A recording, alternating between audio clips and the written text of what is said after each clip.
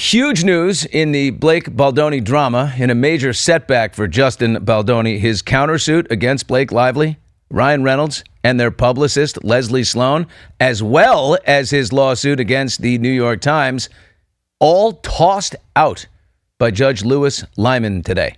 The brother of director Doug Lyman, by the way. The judge granted the motion to dismiss the $400 million lawsuit filed by Baldoni and the Wayfarer parties against Blake and Ryan Reynolds, which alleged extortion and defamation. He accused her of defaming him. The judge also tossed the $250 million defamation lawsuit against the New York Times. The judge noted, though, that Baldoni's legal team can still amend the claims for breach of implied covenant and tortious interference with contract if they choose to, with a deadline of June 23rd. Basically, Justin can sue her now for being a royal pain in the ass on the set, holding up production with fake illnesses, threatening not to promote the film, demanding unheard of edits on the movie, a producer's credit, shit that no actor should ever be able to get away with on a set. So he can maybe go that route. Not to mention her husband trying to Bigfoot Baldoni, getting him to change his shooting schedule for It Ends With Us so that Blake can visit with him on set of Deadpool. You work around me. You're a separate production. Anyway, this is a stunning legal victory for Blake, no question. And according to People magazine, she feels vindicated. She cried with relief. But if Baldoni has more support in the court of public opinion, which I believe he absolutely does, I don't see this doing anything to change that. The opposite is true, it seems, right? If people perceive that she tried to Bigfoot this guy on the set and now she just did it legally, isn't that worse for her? I mean, if it goes to court, which it no doubt will in March 2026, Baldoni comes in perhaps an even more maligned victim and she twice the bully. So many questions, right? My biggest question is, why now? Couldn't this have been done back in February? Here we are in June, and the judge is throwing out the defamation suit. Not much has changed. If you say someone defamed you, let's look at why he did it. If you say someone defamed you, as Justin did, right, you're implying that that person made something up about you. Judge Lyman is saying that Ryan and Leslie Sloan calling Justin Baldoni a sexual predator is not defamation because based on the knowledge that those two had, which is Blake's, CRD complaint that she filed in California back in December, to them, based on that filing, to them it was true. We just read Blake's filing and you'll see he actually is a sexual predator. So we're not defaming him. We're just going off this legal document here that this nice woman has filed.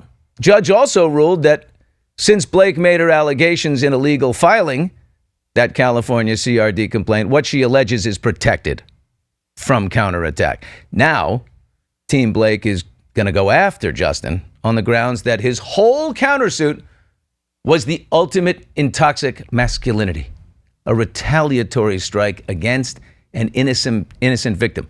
He's guilty of DARVO. You've heard that term, DARVO. Deny, attack, reverse victim and offender. Okay. Not only do I deny what she's saying, she's the actual offender. I'm the victim here, which is what he did. Blake struck first in this whole thing, and by doing so, basically insulated herself from counterattack. She set up the whole Van Zandt Shell company in September of 2024, that company filed a bogus Jane Doe lawsuit in order to subpoena the cell phone records of Stephanie Jones's former employee Jennifer Abel, right? Who stayed with Baldoni when Stephanie Jones had the big parting of ways with Wayfarer, and Wayfarer said, "We're keeping Jennifer Abel, her employee. She's going to, go with us." And Stephanie Jones was chapped that Baldoni had left her to work. So she worked with Team Blake to obtain, her enemy's cell phone. Legally. It was legal, but it was dirty. She got her former employee's cell phones, which had all these communications with Justin. It was in a fake lawsuit. Then they threw that lawsuit out once it was provided to Blake's lawyers and they could go forward. Legal. Technicality, but dirty. So now, what will Bryan Freedman do, Baldoni's lawyer? Is he going to say, okay, I accept that, and he's going to go and file a different suit. I mean, he's going to do something. I've reached out to Bryan. I've reached out to many people on that side. I think they are figuring out what's going on here. I don't know if they're as stunned as we are, but I'm definitely stunned. Anyway, it's... here's the big thing. Blake Lively responded on Instagram not long ago. Last week, she said, I stood proudly alongside 19 organizations united in defending women's rights to speak up for their safety. Oh, it gets loftier. Hang on. Like so many others, I felt the pain of a retaliatory lawsuit, including the manufactured shame that tries to break us. While the suit against me was defeated, so many don't have the resources to fight back. Here we go. I'm doing it for a greater cause. Channel right now, when I think about this, I think of the billionaire man who, never spends time with his kids so he can make billions of dollars, and then he looks at the little kids who've been neglected by him and he says, I do this for you. No, he doesn't do that for you. He does that for him. So she goes on, I am more resolved than ever to continue to stand for every woman's right to have a voice in protecting themselves, including their safety, their integrity, their dignity, and their story. There are protections out there. Check out some of the incredible organizations below for resources and information. And she puts in a bunch. With love and gratitude for the many who stood by me. Many of you I know, many of you I don't. But I will never stop appreciating or advocating for you. So she takes this to a whole nother level here. She's now a missionary. She's a martyr. She's leading a crusade. This feels like a ripoff, right? Something feels wrong here. Feels like her legal team did a great job and we didn't see this coming. I don't know. Waiting to hear from Bryan Freedman. Okay. A win for now, I guess. Time now for today's Hot Mike's Hot Takes. Rob Silverstein in the house. Bill, this story really caught us off guard. The Jared Leto has been accused of sexual misconduct by multiple women. It's unbelievable. I mean, it's disgusting, and they're all very young at the time. The allegations are from when they're 16 and 17 years old. Airmail reported that they spoke with 9 women in total, alleging that Leto, who by the way is 53 years old, behaved inappropriately toward them. Some of the women also claimed to have begun talking to Jared when they were underage. So many models, girls under 18. He would throw parties. And there was a guy in this article, it's a guy, Brent Bolthouse, who was a big party promoter. Huge party promoter in Los Angeles. I used to know the guy. But he would throw parties for Jared. Jared would hire him, and there would be like 60 people, and they'd be mostly very young girls and 4 or 5 guys. Like 60 young girls with 4 or 5 guys. And the invitations would be, sent out to people saying cute girls only. They would have to submit a headshot to be allowed into the party in this whole thing. Now, Jared, his people say, look, he hasn't had a drink or a drug in 35 years. Right, so, and they claim that he never saw the invitations. He says he never saw the invitation. All of this is fabricated. The biggest problem for Jared is, yes, that they're young, but that there's 9 of them on the record. Right. You know what I mean? And in this article, several giving their names. We've reached out to 2 of them. To see if they'll come on and talk to us. We haven't heard back yet, but hopefully we will. Yeah, I mean, they don't accuse him. It's more of... Well, one woman accused him of walking out completely naked. Right. And she said he had his D out and he just walked. It's more creepier stuff than it is, it appears. Well, questioning like, do boys, boys that you hang out with in school, do they... blank you?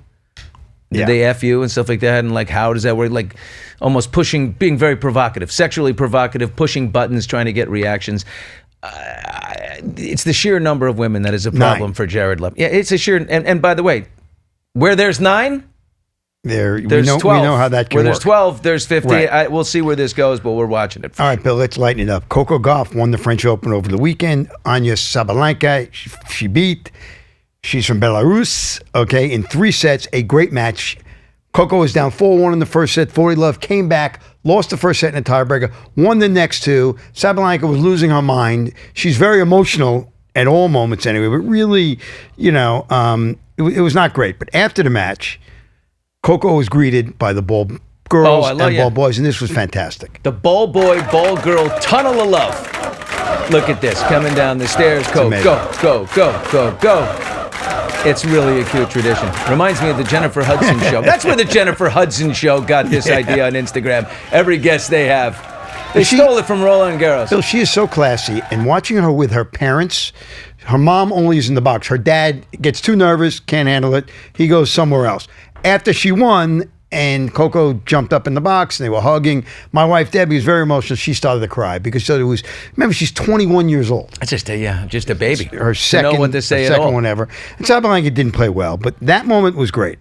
The Sabalenka interview after the match, not great. Not great. She won the match not because she played incredible, just because I made all of those mistakes from, like, if you look from the outside, kind of like from an easy balls. I don't know. I think if Iga would win me another day, I think she would go out today and she would get the win. It just, like. I mean, that's outrageous. First of all, the last time Iga and Coco played, Coco beat her in straight sets. Iga's a great player. She lost to Sabalenka in the semis. I mean, to do that, now she's apologized since, of course, and done all the right thing. And Coco, of course, handles it the right way. But that is really bad sportsmanship. No question about it. You lost. The conditions were tough. They were tough for both players. Yeah, by what we saw with the men, a totally different story. Right. Over on the men's side, maybe one of the greatest tennis matches of all time. 21-year-old Spanish Carlos Alcaraz beat 22-year-old Yannick Sinner in 5 incredible sets. 21 and 22, they're kids. 5 hours, 29 minutes, maybe the second longest match ever. Okay? And afterwards, Carlos, who's just the sweetest guy, and as is Sinner. Sinner's had some He issues. got the Jennifer Hudson treatment? He got the Jennifer Hudson treatment. Let's take a look at it. Holy, yeah, did he ever? Oh, my God.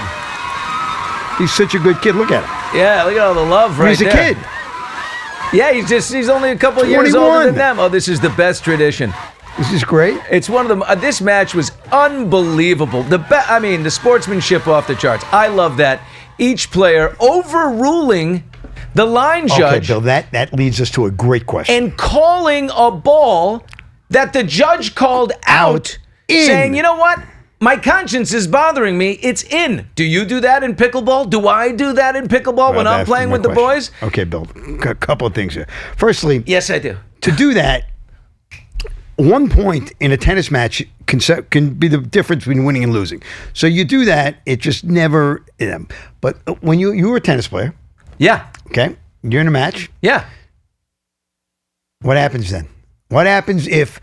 Now you didn't play with line judges, I'm sure, so you had to call your own. You had to call your own lines. But Bill, what would you do? The finals of the French Open. The judge calls it out. There's no reason for you. It's out. I've never played tennis with an actual judge. The bigger question for every tennis player and every pickleball player is your own line calling. Here's the worst one. I have done this because I am a tremendous man of character. And listen, I was raised by Jonathan Bush. My father, let me brag on him, who died 4 years ago. What a beautiful man. First of all, he started the Harlem, New York Boys Club tennis program. He's the guy that got ball boys from Harlem, New York, from the projects, as the ball boys at the U.S. Open. Fantastic. He got them all in, and they loved it. This was a program that he started, and he was a tennis purist. He was the highest integrity. And I'm telling you, I've seen, because what he gave me, if somebody calls my ball in and I see it out, I've said, you know what? I can't take the point. I can't take the point. That was out. That's character. You didn't see it. Your eyes are terrible. You should go fix them. But that ball was definitely out. And you know what happens? Karma. I believe in karma. It comes around for you. You steal one of those, it should bother you for the rest of the match. Bill, I have to confess to something. This weekend I was playing my wife in singles. She gets the full court, I get the half court. She has terrible eyesight. awful eyesight, and I have terrific eyesight. We had the biggest. I actually threw my racket. I threw my paddle. Fighting with your wife? Yeah, because in pickleball, you loser. It was so in, and she called it out, and I said, and I get frustrated because she won't give in. I said, Debbie, your eyes are terrible. My eyes are great. You're wrong. I'm right. Nope. And I tossed my paddle. I got so mad. You did? I did. Well, because of that, you have given me the courage to admit that when I was a young man in my marriage, I was so competitive. My wife at the time, my ex-wife now, Sydney, this is not how we broke up, but she's a lovely human being and very good at games, board games. Okay. And she beat my ass for like the 10th time in a row in Scrabble, and I was so mad, I flipped the whole thing. I flipped it up like that. There's pieces went everywhere, and I was like, ah! And I just walked out. That doesn't surprise me. Yeah. That doesn't surprise It's a me. very small man who does that, and that was me. But we've come Oh, my around. God, that's hysterical. Enough yelling in here, and you got Okay. Howie Mandel's drifting in. Look who's here. The landlord has come in. Landlord's here. Look at Howie. He's got all the cameras from America's Got they're Talent all here. here They're today. filming him and the whole thing. What's on your mind? Give us a final thought of the day. Give us a pearl of wisdom. Something you've picked up in your 60-some years of life. I just have do you want to know what the best conditioner is? Yes. Hair Or a conditioner? detangler? Yes. Those are How would that's you the know? only thing I can add to this. I have my two favorite. I have a conditioner and a detangler, but I don't want to. If they're not paying me, so I'm not going to tell you what it is. I had the biggest fight with Howie Mandel. He had so many sponsors that he hustles in this, and one of them was a shampoo company. I said, this is bullshit. You have a shampoo company? You send that person right over this way. You see what's going on here? I need industrial shampoo for all this hair. You have everything else. I got one. God's fair. I got one thing, Howie, and that's hair. He didn't give me much else, I'll be honest with you.